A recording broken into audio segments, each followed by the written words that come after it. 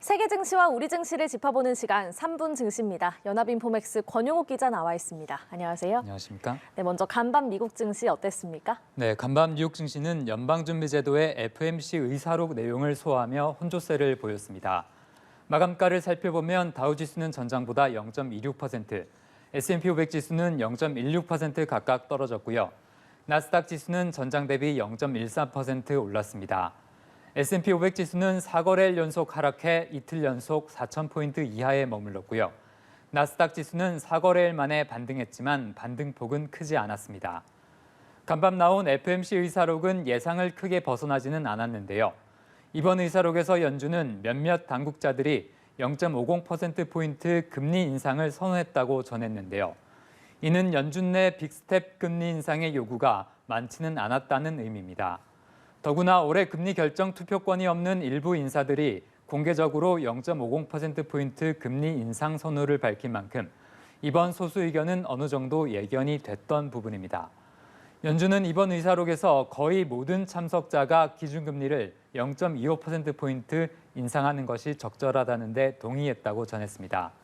다만 의사록에 따르면 많은 참석자들이 충분히 제약적이지 않은 정책 기조가 최근 인플레이션의 둔화 흐름을 중단시킬 수 있다고 인정했습니다. 긴축의 고삐를 마냥 늦추지는 않겠다는 뜻입니다.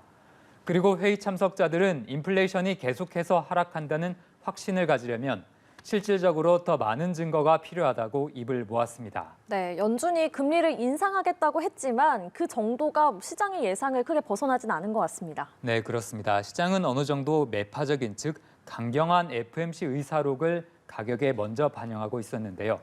그럼에도 불구하고 간밤 뉴욕 증시가 반등에 성공하지 못한 것은 다소 아쉬운 부분입니다. 네. 하루 전 시장이 올해 들어 가장 큰 낙폭을 기록했던 만큼 주가 반등 압력이 커질 수 있는 상황이었는데요. 예상 수준의 FOMC 의사록이었지만 시장이 여전히 긴축이라는 공포에 짓눌려 있다고 봐야겠습니다. 간밤에는 연준 당국자들의 강경한 인터뷰 내용도 시장에 영향을 미쳤는데요. 제임스 블러드 세인트루이스 연방준비은행 총재는 연준은 아직 최종금리에 이르지 못했다며 인플레이션 억제를 위해 가파르게 금리를 인상할 필요가 있다고 강조했습니다. 현재 시장은 다음 달부터 세 차례 연속 0.25%포인트의 금리 인상 가능성을 가장 크게 보고 있습니다. 네, 지켜봐야겠습니다. 마지막으로 오늘 코스피 전망 짚어주시죠. 네, 어제 코스피는 연준의 긴축이 오래 이어질 것이라는 우려에 2% 가까이 하락했습니다. 지수는 2,418부근에서 거래를 마쳤는데요. 오늘 코스피는 저가 매수 압력과 연준 긴축 공포가 뒤섞이며 보합권 근처에서 출발할 것으로 전망됩니다. 최근 우리 시장은 원달러 환율도 크게 주목해야 되는데요.